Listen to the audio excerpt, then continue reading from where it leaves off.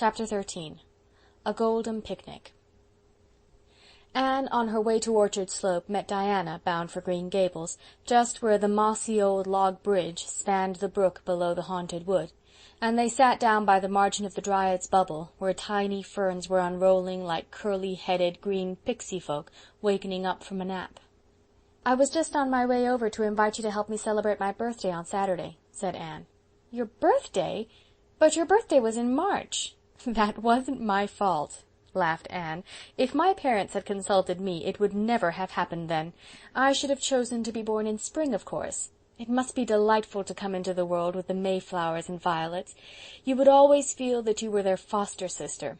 But since I didn't, the next best thing is to celebrate my birthday in the spring.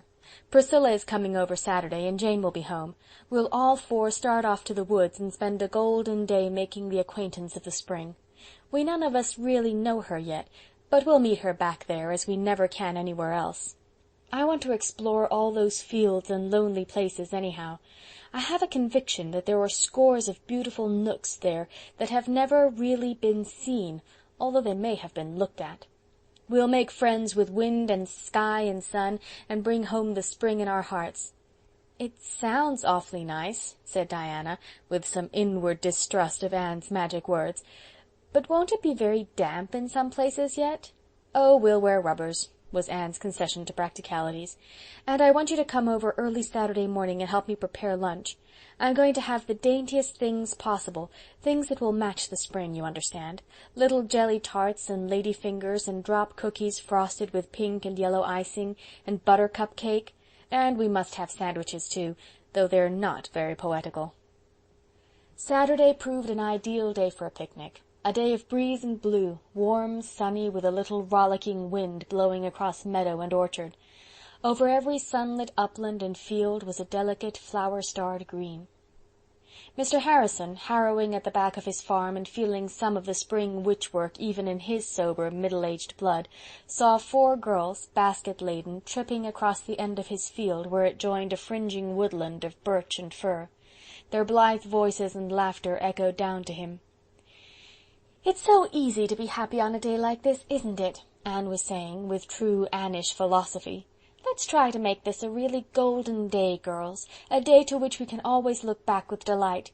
We're to seek for beauty and refuse to see anything else. Begone, dull care.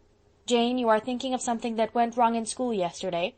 "How do you know?" gasped Jane, amazed. "Oh, I know the expression. I felt it often enough on my own face, but put it out of your mind, there's a dear. It will keep till Monday. Or if it doesn't, so much the better. Oh, girls, girls, see that patch of violets? There's something for memory's picture gallery.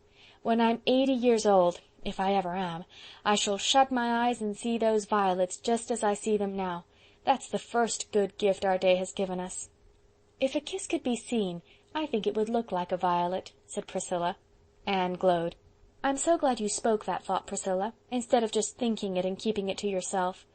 This world would be a much more interesting place, although it is very interesting anyhow, if people spoke out their real thoughts." "It would be too hot to hold some folks," quoted Jane sagely. "I suppose it might be, but that would be their own faults for thinking nasty things. Anyhow, we can tell all our thoughts today because we are going to have nothing but beautiful thoughts. Everybody can say just what comes into her head. That is conversation. Here's a little path I never saw before. Let's explore it." The path was a winding one, so narrow that the girls walked in single file, and even then the fir boughs brushed their faces. Under the firs were velvety cushions of moss, and further on, where the trees were smaller and fewer, the ground was rich in a variety of green growing things. "What a lot of elephants' ears!" exclaimed Diana. "I'm going to pick a big bunch, they're so pretty." "How did such graceful, feathery things ever come to have such a dreadful name?" asked Priscilla. "Because the person who first named them either had no imagination at all, or else far too much," said Anne. "Oh, girls, look at that!" That was a shallow woodland pool in the center of a little open glade where the path ended. Later on in the season it would be dried up and its place filled with a rank growth of ferns, but now it was a glimmering placid sheet, round as a saucer and clear as crystal. A ring of slender young birches encircled it, and little ferns fringed its margin. "How sweet!" said Jane. "Let us dance around it like wood nymphs," cried Anne, dropping her basket and extending her hands. But the dance was not a success, for the ground was boggy, and Jane's rubbers came off. "You can't be a wood nymph if you have to wear rubbers," was her decision. "Well, we must name this place before we leave it," said Anne, yielding to the indisputable logic of facts. "Everybody suggest a name and we'll draw lots. Diana?" "Birchpool," suggested Diana promptly. "Crystal Lake," said Jane. Anne, standing behind them, implored Priscilla with her eyes not to perpetrate another such name, and Priscilla rose to the occasion with Glimmerglass. Anne's selection was the Fairy's Mirror. The names were written on strips of birch bark with a pencil schoolma'am Jane produced from her pocket, and placed in Anne's hat. Then Priscilla shut her eyes and drew one. "Crystal Lake," read Jane triumphantly. Crystal Lake it was, and if Anne thought that chance had played the pool a shabby trick, she did not say so. Pushing through the undergrowth beyond, the girls came out to the young green seclusion of Mr. Silas Sloane's back pasture. Across it they found the entrance to a lane striking up through the woods, and voted to explore it also. It rewarded their quest with a succession of pretty surprises. First, skirting Mr. Sloane's pasture, came an archway of wild cherry trees, all in bloom. The girls swung their hats on their arms, and wreathed their hair with the creamy, fluffy blossoms. Then the lane turned at right angles and plunged into a spruce wood so thick and dark that they walked in a gloom as of twilight, with not a glimpse of sky or sunlight to be seen. "This is where the bad wood elves dwell," whispered Anne. "They are impish and malicious, but they can't harm us, because they are not allowed to do evil in the spring. There was one peeping at us around that old twisted fir, and didn't you see a group of them on that big freckly toadstool we just passed? The good fairies always dwell in the sunshiny places." "I wish there really were fairies," said Jane. "Wouldn't it be nice to have 3 wishes granted you, or even only 1? What would you wish for, girls, if you could have a wish granted? I'd wish to be rich and beautiful and clever." "I'd wish to be tall and slender," said Diana. "I would wish to be famous," said Priscilla. Anne thought of her hair, and then dismissed the thought as unworthy. "I'd wish it might be spring all the time, and in everybody's heart and all our lives," she said.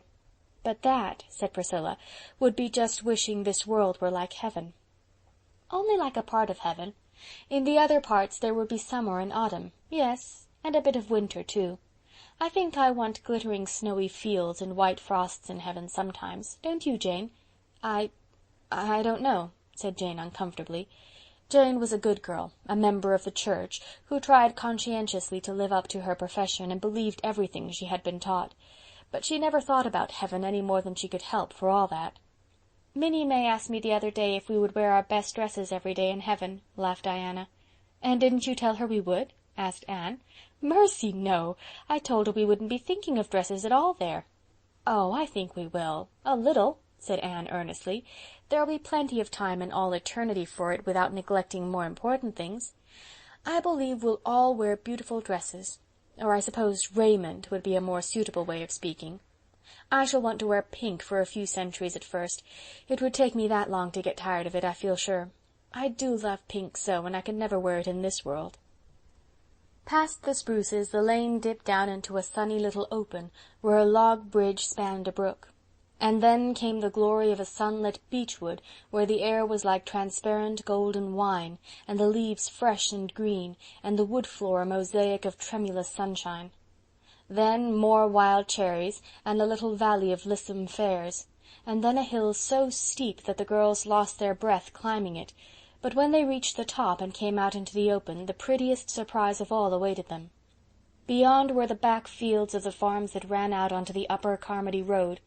Just before them, hemmed in by beeches and firs but open to the south, was a little corner, and in it a garden, or what had once been a garden. A tumble-down stone dyke, overgrown with mosses and grass, surrounded it. Along the eastern side ran a row of garden cherry-trees, white as snowdrift. There were traces of old paths still, and a double line of rose-bushes through the middle, but all the rest of the space was a sheet of yellow and white narcissi, in their airiest, most lavish, wind-swayed bloom above the lush green grasses. "Oh, how perfectly lovely!" 3 of the girls cried. Anne only gazed in eloquent silence. "How in the world does it happen that there ever was a garden back here?" said Priscilla in amazement. "It must be Hester Gray's garden," said Diana. "I've heard Mother speak of it, but I never saw it before, and I wouldn't have supposed that it could be in existence still. You've heard the story, Anne?" "No, but the name seems familiar to me." "Oh, you've seen it in the graveyard. She is buried down there in the poplar corner. You know the little brown stone with the opening gates carved on it, and sacred to the memory of Hester Gray, aged 22. Jordan Gray is buried right beside her, but there's no stone to him. It's a wonder Marilla never told you about it, Anne. To be sure, it happened 30 years ago, and everybody has forgotten." "Well, if there's a story, we must have it," said Anne. "Let's sit right down here among the narcissi, and Diana will tell it. Why, girls, there are hundreds of them. They've spread over everything. It looks as if the garden were carpeted with moonshine and sunshine combined. This is a discovery worth making. To think that I've lived within a mile of this place for 6 years and have never seen it before. Now, Diana." "Long ago," began Diana, "this farm belonged to old Mr. David Gray. He didn't live on it. He lived where Silas Sloane lives now. He had one son, Jordan, and he went up to Boston one winter to work, and while he was there he fell in love with a girl named Hester Murray. She was working in a store and she hated it. She'd been brought up in the country and she always wanted to get back. When Jordan asked her to marry him, she said she would if he'd take her away to some quiet spot where she'd see nothing but fields and trees. So he brought her to Avonlea. Mrs. Lynde said he was taking a fearful risk in marrying a Yankee, and it's certain that Hester was very delicate and a very poor housekeeper, but Mother says she was very pretty and sweet, and Jordan just worshipped the ground she walked on. Well, Mr. Gray gave Jordan this farm, and he built a little house back here, and Jordan and Hester lived in it for 4 years. She never went out much, and hardly anybody went to see her except Mother and Mrs. Lynde. Jordan made her this garden, and she was just crazy about it, and spent most of her time in it. She wasn't much of a housekeeper, but she had a knack with flowers. And then she got sick. Mother says she thinks she was in consumption before she ever came here. She never really laid up, but just grew weaker and weaker all the time. Jordan wouldn't have anybody to wait on her. He did it all himself, and Mother says he was as tender and gentle as a woman. Every day he'd wrap her in a shawl and carry her out to the garden, and she'd lie there on a bench quite happy. They say she used to make Jordan kneel down by her every night and morning and pray with her that she might die out in the garden when the time came. And her prayer was answered. One day Jordan carried her out to the bench, and then he picked all the roses that were out and heaped them over her, and she just smiled up at him and closed her eyes, and that, concluded Diana softly, was the end. "Oh, what a dear story," sighed Anne, wiping away her tears. "What became of Jordan?" asked Priscilla. "He sold the farm after Hester died and went back to Boston. Mr. Jabez Sloane bought the farm and hauled the little house out to the road. Jordan died about 10 years after, and he was brought home and buried beside Hester." "I can't understand how she could have wanted to live back here away from everything," said Jane. "Oh, I can easily understand that," said Anne thoughtfully. "I wouldn't want it myself for a steady thing, because, although I love the fields and woods, I love people too. But I can understand it in Hester. She was tired to death of the noise of the big city and the crowds of people always coming and going and caring nothing for her. She just wanted to escape from it all to some still, green, friendly place where she could rest. And she got just what she wanted, which is something very few people do, I believe. She had 4 beautiful years before she died. 4 years of perfect happiness, so I think she was to be envied more than pitied. And then to shut your eyes and fall asleep among roses, with the one you loved best on earth smiling down at you.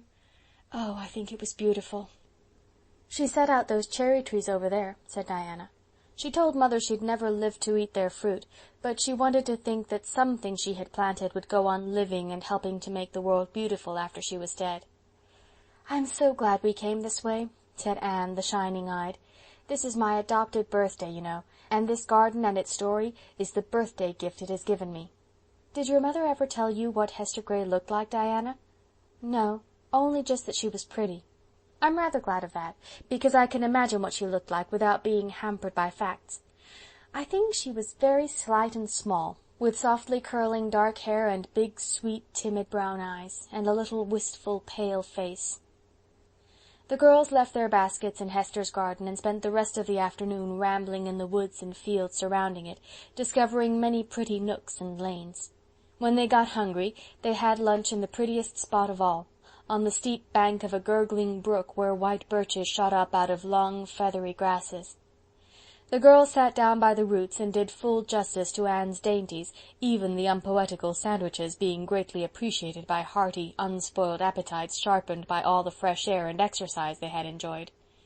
Anne had brought glasses and lemonade for her guests, but for her own part drank cold brook water from a cup fashioned out of birch bark. The cup leaked, and the water tasted of earth, as brook water is apt to do in spring, but Anne thought it more appropriate to the occasion than lemonade. "Look, do you see that poem?" she said, suddenly pointing. "Where?" Jane and Diana stared, as if expecting to see runic rhymes on the birch trees. "There, down in the brook. That old green mossy log with the water flowing over it in those smooth ripples that look as if they'd been combed, and that single shaft of sunshine falling right athwart it, far down into the pool. Oh, it's the most beautiful poem I ever saw." "I should rather call it a picture," said Jane. "A poem is lines and verses."